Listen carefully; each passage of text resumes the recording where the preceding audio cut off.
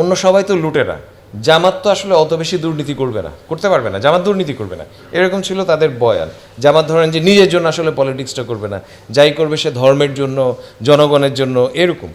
অনেক অনেক কথার ফুলঝুরি তাদের ছিল।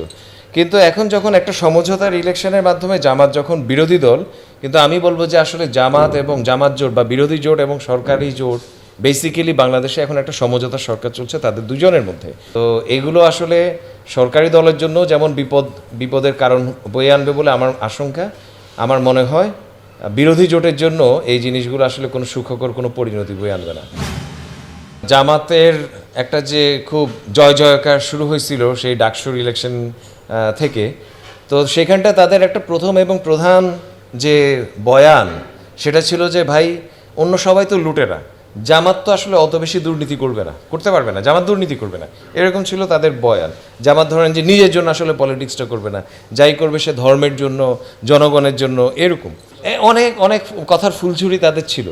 কিন্তু এখন যখন একটা সমঝোতার ইলেকশনের মাধ্যমে জামাত যখন বিরোধী দল, কিন্তু আমি বলবো যে আসলে জামাত এবং জামাত জোট বা বিরোধী জোট এবং সরকারি জোট বেসিক্যালি বাংলাদেশে এখন একটা সমঝোতার সরকার চলছে তাদের দুজনের মধ্যে।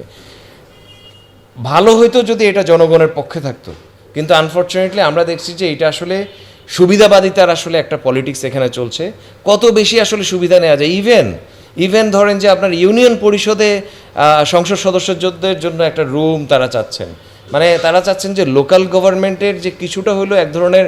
মানে চক্ষু লজ্জার যে একটা স্বাধীনতা আছে এটাও আসলে বাদ দিয়ে দিতে চান। সো তারা শুরু থেকেই ধরেন যে এই জিনিসগুলো করছেন নিজেদের এলাকার জন্য, তারা ধরেন যে বাড়তি সুযোগ সুবিধা নিজের পরিবারের জন্য, এবং এটার একটা কম্পিটিশন দেখতে পাচ্ছি যে বিএনপির তো আমরা দেখলাম যে বগুড়ার যে ভদ্রলোক, হ্যাঁ, তো উনি নিজের নামে ধরেন যে উপজেলার নাম, নিজের ভাগনা ভাতিজার নামে ধরেন যে পারলে এরকম, মানে আমাকে একজন বললেন যে আমি একবার একটা লেখা লিখছিলাম যে মুজিব দেশ, এখন এখানে ধরেন যে অনেকগুলো ছোট ছোট মুজিব দেশ, মীর দেশ, জিয়া দেশ, এইসব বোধহয় এখন তৈরি হচ্ছে আর কি। সো এটা খুবই আনফর্চুনেট। এগুলো আসলে তাদের রাজনীতির জন্য, কারণ আমি যে জায়গাটা খুব জোর দিতে চাই, মানুষ যখন একবার অভ্যুত্থান করে ফেলে, মানে নিজের জীবদ্দশায় যখন একটা অভ্যুত্থান করে ফেলে, গুলির মুখ থেকে যখন মানুষ ফিরে আসে, তখন আসলে এরকম অনেকগুলো অনাচার অত্যাচার সে আসলে আর সহ্য করতে চায় না। তো এগুলো আসলে সরকারি দলের জন্য যেমন